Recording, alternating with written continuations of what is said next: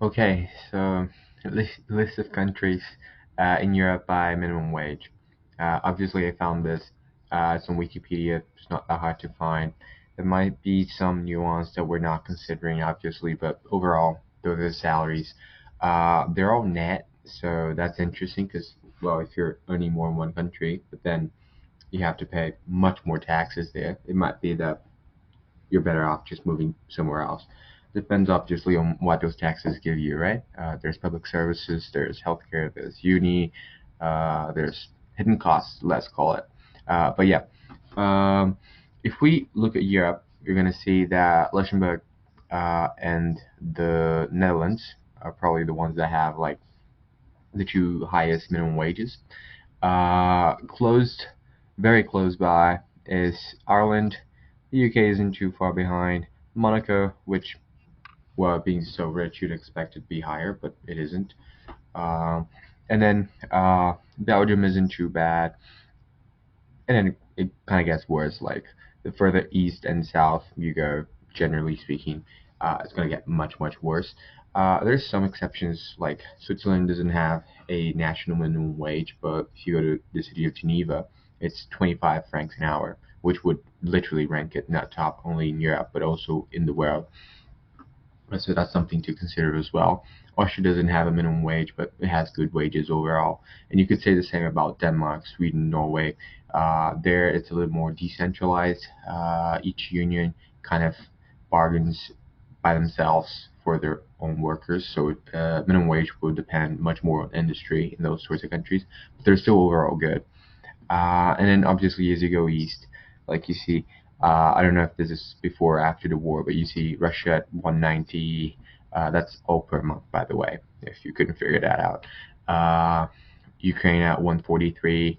Uh, yeah, even some EU countries like Romania or Hungary, or even Portugal and Spain for that matter, still pretty low. Still not like particularly good.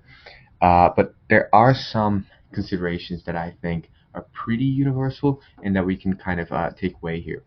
I think the first thing, obviously, is how communism just destroys countries. Like, uh, even after being free from dictatorships in Eastern Europe, pretty much for what 35 years now, they're still lagging far behind, even though their policies are perfectly sound. Like they're in the EU, they have a lot of similar policies. They have lower taxes, which are actually incentives overall. But like you can't outrun 50 years plus of communism in like a decade or in like 2 decades. It takes time. Like it takes a lot of time, and you can see even the Baltics, which I would assume are the ones that developed the most and the quickest after the fall.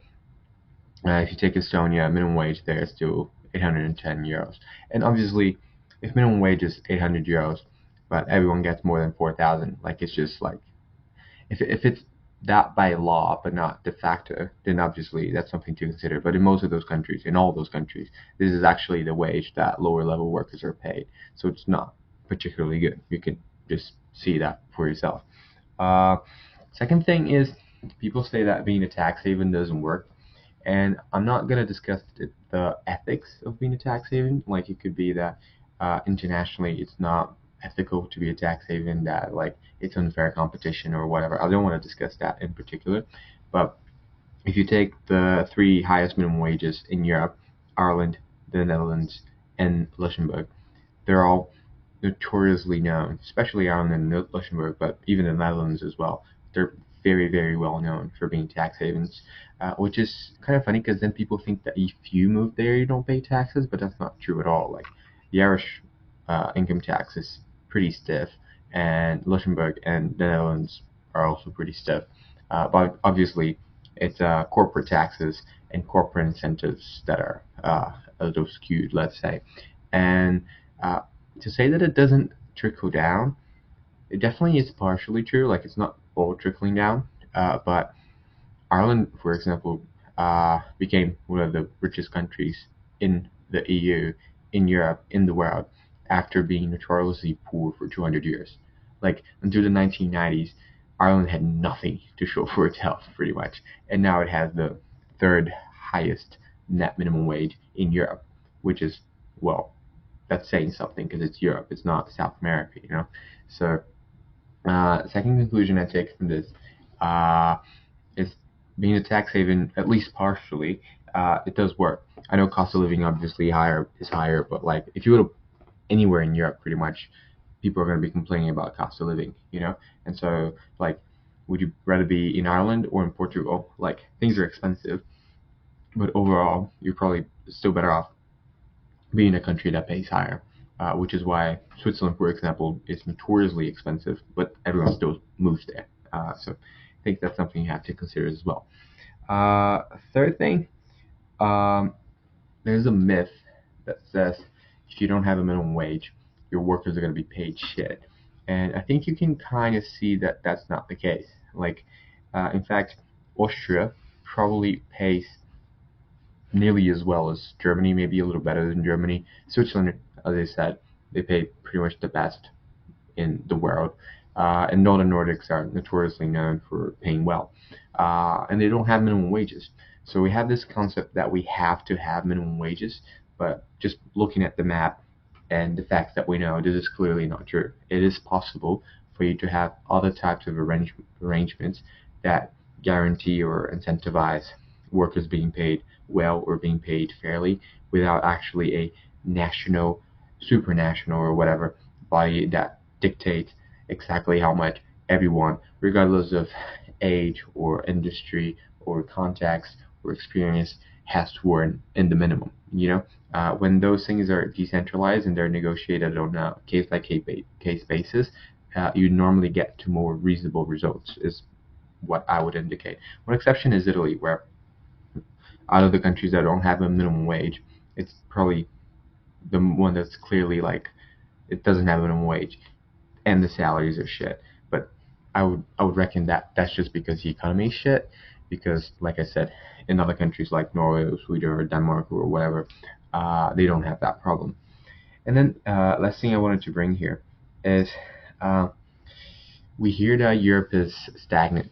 That, for example, Italy hasn't been growing for the past 30 years. That Europe is going down. That Europe is lagging behind, like the U.S. or Australia or uh, Asia now, like with Singapore, with China coming up. But if you look at just the minimum wages here, like they're pretty much higher than even the average wages in most countries, like in most other countries outside of Europe. So Europe is stagnant, but there's still a long way to go before it's irrelevant or before it's not notoriously rich. Like even if you take like Portugal probably has a higher minimum wage than every single country in like Latin America, every single country in Africa, every single country, not every single country in Asia, but most countries in Asia, including China, for example. And obviously, if you look at it in Europe, it's mediocre to say the best. There's this joke among the Portuguese, which is something like Portugal is the best country in Eastern Europe, or something like that. Like better than Eastern Europe, but worse than Western Europe. And that's pretty much like how it normally goes in every single graphic when it comes to like wages, HDI, that kind of thing. And so, um, like I said, Europe is getting worse. Salaries in many countries have been stagnating. They have been going down if you account for inflation. Economically, it is high. Debt is still high, but there's hope. You know, Hungary and Poland and Czechia, for example, they have fairly low debt, fairly low taxes. The Nordics are notoriously well run, even with like high taxes. They provide excellent service. They're extremely efficient, not at all corrupt. Their debt levels are low. Uh, Obviously, if you consider France, Italy, Germany, the bigger countries, the UK, they kind of have a problem. There's still a lot going on for Europe, and it's still one of the best places in the world to live. Like I don't think anyone would deny that. And it shows that things take time. You know that you can't just magically become rich, and you can't magically become poor. It's a consequence. Like it's something that happens gradually as you make bad or good decisions over time. Like it's pretty much the good decisions and the bad decisions that you've made over the past like 30, 50, 100 years that actually get you where you are now. But it isn't accurate to say like we think that we're going to elect someone, that someone's going to come in 4 years and fix that and transform a country, and it might change the direction the country is going in, but it's not really going to change structurally how the country functions, not in like less than a decade, not in less than 2 3 decades. And that's what we see looking at this single map here. So yeah, I hope you guys enjoyed it, and I hope to be seeing you soon.